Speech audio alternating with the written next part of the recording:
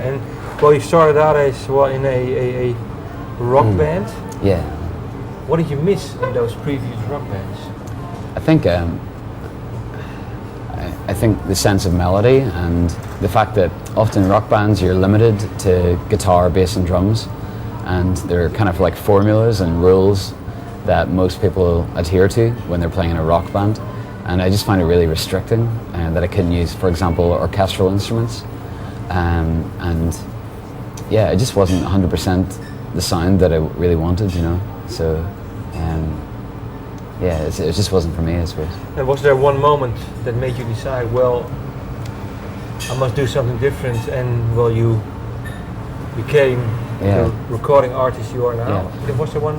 No, I think it was a gradual thing, and is it still bleeding? I'm okay. It was a gradual thing, and then also when I was recording, it was like a process of elimination. I knew what I didn't want to sound like. Gradually a picture formed of what I wanted to sound like, so I began to rule out things that weren't me. So. And well, if you have to pinpoint then, what do you think then is you in this music? I think ultimately it's a melody and lyrics. It's a song. I loved the whole era of the Brill Building era in New York, like Burt Bacharach and Carole King and those kind of writers. So for me, it's about the song, and then it's about trying to put something across which is hopefully beautiful and soulful, and has an attitude of rock and roll as well, but is put across in an entertaining way as well.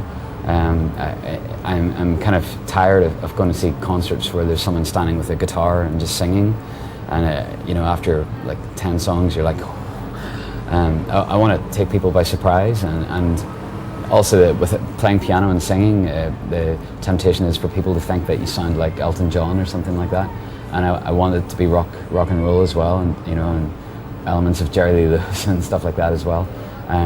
So I want it to be really beautiful and soulful, but also entertaining. That's what I want. Okay, well, and people see resemblances with vaudeville theater. Yeah. Can you relate to that? Mm-hmm. That people say that you have a bit of vaudeville theater. Yeah, I guess because I when I was starting the demos, I explored the world of vaudeville, and music hall would often have a similar running order, and there would be like novelty singers and dancing animals, which is pretty bad nowadays. There'd be like a traveling group of Romanian gypsies, gypsies. Bears perhaps as well. Yeah, okay. And there would always be a community sing-along of songs at the end of the concert.